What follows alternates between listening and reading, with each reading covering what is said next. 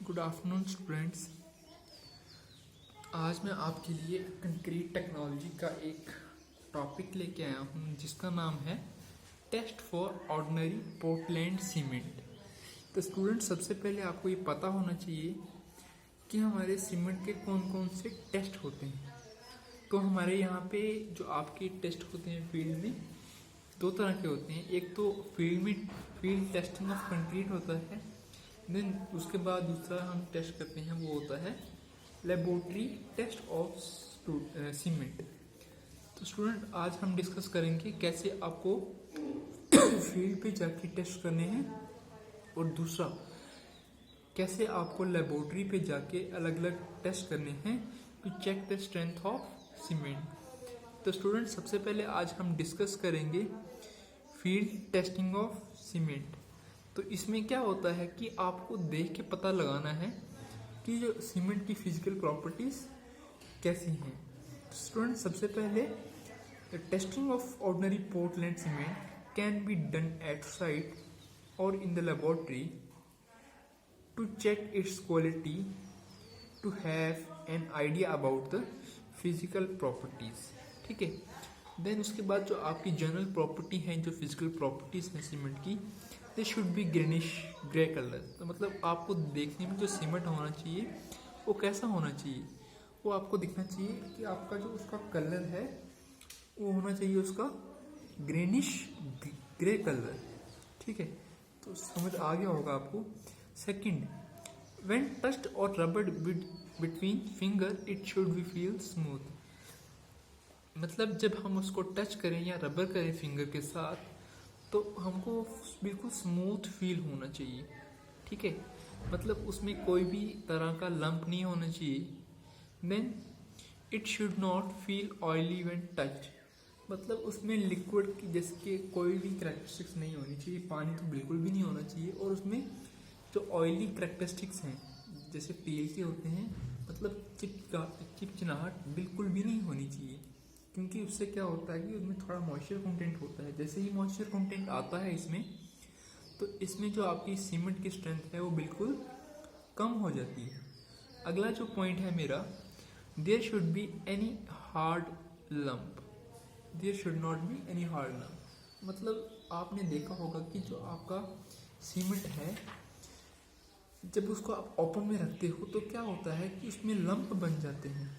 Lump क्या करता है? Lump are formed when the cement has absorb moisture.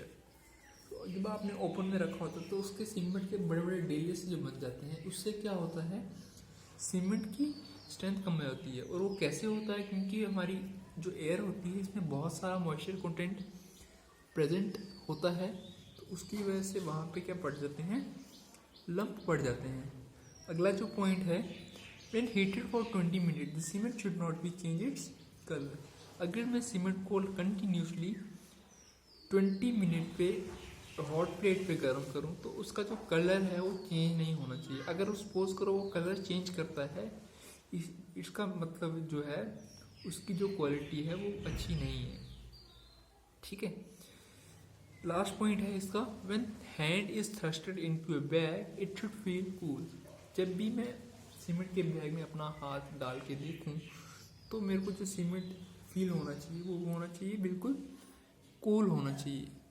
ठीक है, मतलब यहाँ पे जो सीमेंट है वो बिल्कुल ठंडा होना चाहिए। अगर सीमेंट यहाँ पे गर्म रहता है, इसका मतलब वहाँ पे क्या हीट प्रोड्यूस हो रही है और वो हीट जनरेट कर रहा है, तो उसमें क्वालिटी का खतरा रहता है वहाँ पे। मतलब वहाँ पे वो स्ट्रेंथ गेन नहीं कर सकता। अगला जो मेरा टेस्ट है वो हम करते हैं लेबोरेटरी टेस्टिंग ऑफ सीमेंट। तो स्टूडेंट, इसमें आपके वेरियस टेस्ट हैं वो आपको लैब में जाके करने पड़ते हैं। इसमें आपका फर्स्ट टेस्ट आता है fineness test, second is consistency test, third is soundness test, fourth is compressive strength test. तो हम सबसे पहले डिस्कस करेंगे फाइनेस टेस्ट क्या होता है। Student, this test is generally perform to check the proper grinding of cement has taken place. The fineness of the cement play an important role. Fineness cement gains early strength. तो student, इसका जो procedure है वो क्या है, आपको 100 gram of cement लेना है सीव में। सीव नंबर आपने लेना है 9। इस सीव को आपने 15 मिनट तक छानना है और जो आपकी सीव का साइज रहेगा वो रहेगा 90 माइक्रोन्स, यानी कि इसको बोल सकते हैं 90 इंटू 10⁻³ mm। ठीक है। तो अब जो रेसिड्यू बचेगा आपका, आपने क्या करना है, जो सीव के ऊपर रेसिड्यू बचेगा उसका वेट करना है। तो उसका वेट क्या होना चाहिए, 10% ऑफ द ओरिजिनल वेट से ज़्यादा नहीं आना चाहिए। अगर वो आता है तो इसका मतलब उसकी जो स्ट्रेंथ है वो बिल्कुल कम है। अगर वो 10% से कम आता है तो मतलब उसकी जो फाइननेस है वो बिल्कुल गुड क्वालिटी। ठीक है। Second is consistency. Consistency is help in determining the percentage of water required for preparing cement paste. तो इससे हम जो चेक करते हैं वो करते हैं कंसिस्टेंसी। कंसिस्टेंसी आप चेक करते हैं विकेट अपरेटस से। विकेट अपरेटस की मैं आपको एक फ़ोटो दिखाता हूँ कि विकेट अपरेट कैसा होता है।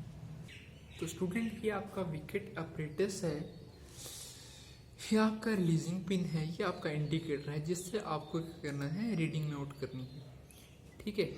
This is your mould, this is indicator, this is metal frame and this is separator ring. और लास्ट में जो नीचे पड़ी होती है आपको उसको बोलते हैं नॉन पोरस बेस प्लेट। तो स्टूडेंट, इसके लिए आपको 3 इंस्ट्रूमेंट इसके साथ और चाहिए।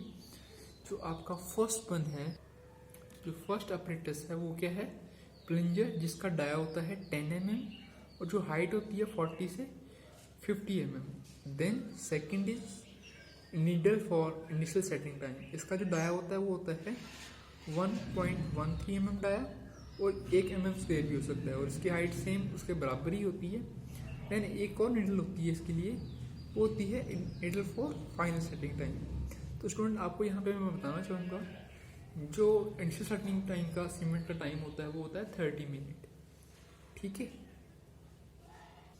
तो स्टूडेंट, इसको आपको परफॉर्म कैसे करना है, सपोज करो मैं आपका 100 ग्राम ऑफ सीमेंट ले रहा हूँ ISC 9 से पास करवा के, तो उसको मेरे को जो वाटर ऐड करना पड़ेगा वो करना पड़ेगा 25%, मतलब 100 ग्राम ऑफ वाटर। ठीक है। अब आपने क्या करना है, इसको मिक्स करना है 13 मिनट, 3 मिनट के लिए, 30 मिनट नहीं, ओनली 3 मिनट, मतलब लेस देन 3 नहीं होना चाहिए, 5 आप मैक्सिमम 5 हो सकता है। तो इससे आप क्या करते हैं, विकेट अपरेटर्स को फिर आपने बिल्कुल कंप्लीटली साफ करना है, प्लंजर को साफ करना है और उस पर लुब्रिकेंट अप्लाई करना है। अब लुब्रिकेंट यहाँ पे क्यों अप्लाई करना है, क्योंकि जो आपका मोल्ड है, ताकि इसमें कोई है मटेरियल वहाँ पे चिपके ना इसके साथ। तो स्टूडेंट, सबसे पहले आपने इसमें क्या करना है, विकेट अपरेटस की हेल्प से आपने प्लंजर वहाँ पे नीडल में चिपकाना है और उसमें वो सीमेंट के साथ टच करवाना है। अगर तो आपका जो रीडिंग आती है वर्टिकल स्केल पे वो आती है 33 mm से 35 mm from top of the mould, जिसको आप बोलते हो 5 mm से 7 mm बॉटम तक। तो जो आपका पेस्ट है वो उसकी क्या है, नॉर्मल कंसिस्टेंसी है। तो जिसका सपोज करो हमारे पास फॉर्मूला बनता है स्टूडेंट, तो बनता है W2 डिवाइड बाय, यहाँ पे मैं लिख रहा हूँ P is equal to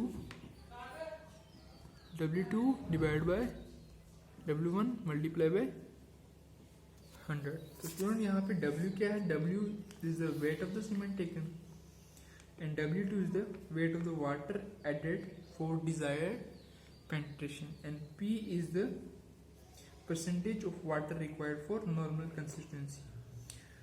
student, आपको एक चीज़ यहाँ पे और ध्यान देनी है, जो P की वैल्यू होती है वो रेंज जिसकी होती है वो होती है 25 से लेके 35% तक। तो स्टूडेंट, इस तरह से आप यहाँ पे चेक कर सकते हैं इसकी नॉर्मल कंसिस्टेंसी। ठीक है। देन इसके बाद आता है आपका कंप्रेसिव स्ट्रेंथ टेस्ट। वो आप करते हैं क्यूब में जाके, क्यूब बनाते हैं डिफरेंट और उसकी 28 डे के बाद करते हैं क्यूरिंग। फिर उसको कंप्रेसिव स्ट्रेंथ से वहाँ पे लोड चेक करते हैं और फॉर्मूला लगाते हैं और लोड चेक करते हैं। इस तरह से हम वहाँ पे इसकी स्ट्रेंथ चेक करते हैं। तो आई होप आपको समझ आ गया होगा। Thank you.